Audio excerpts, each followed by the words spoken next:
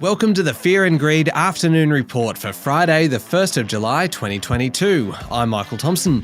Every afternoon we've got the 5 things that happened today that you need to know about, so let's jump into it.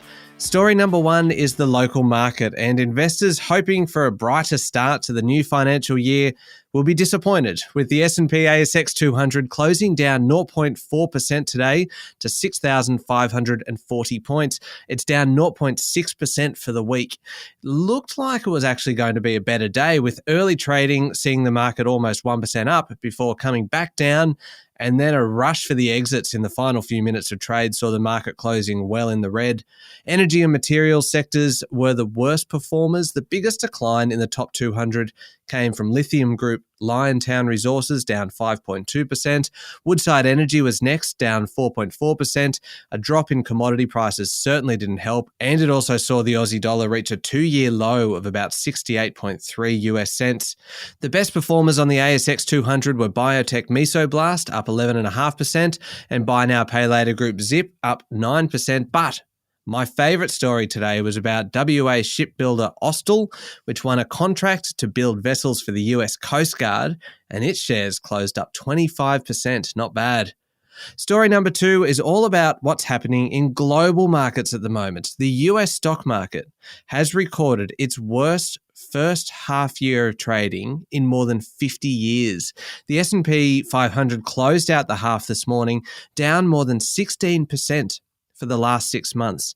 The Nasdaq posted its biggest ever losses over the same period. The story isn't much better in Europe. In the UK, recession fears drove the FTSE 100 to its worst month since the early days of the pandemic. But if you want to get an overall picture of just how bad it is right now, take a look at the MSCI World Equity Index, which is widely used as a global benchmark.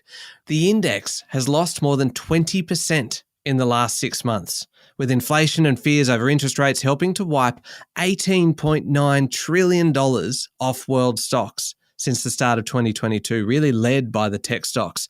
That is incredible. Story number 3, Prime Minister Anthony Albanese has arrived in France for a meeting with President Emmanuel Macron.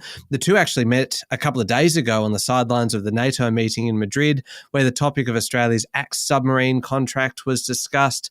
You remember President Macron claimed former Prime Minister Scott Morrison lied to him over the cancellation of the deal. Seems like that's all water under the bridge now. I think the change of government and the $830 million settlement to the French submarine builders will probably have helped with that. Unfortunately, Anthony Albanese said he'll be keeping his conversations with the French president private, so we don't know if there'll be a formal apology offered. Meanwhile, tensions continue to escalate between China and Australia. Beijing has warned Canberra it's been involved in risky and provocative behaviour by flying an Australian surveillance plane in the South China Sea a few weeks back. A spokesman for China's Ministry of National Defence said, and I quote, "Those who come uninvited shall bear the consequences." Don't worry, we are not alone in this. Canada received the same warning, if that makes it any better.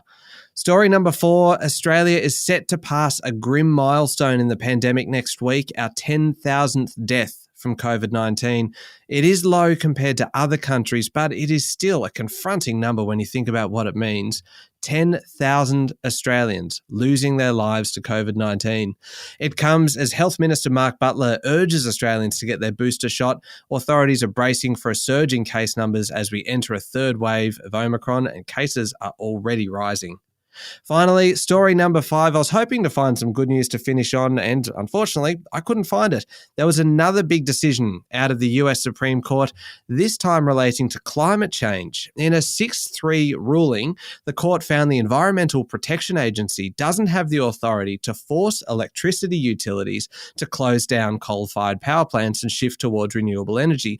It's being described as the biggest court case on climate change in more than a decade, while at the same time a little premature because the Biden administration hasn't actually attempted to cut carbon from power plants.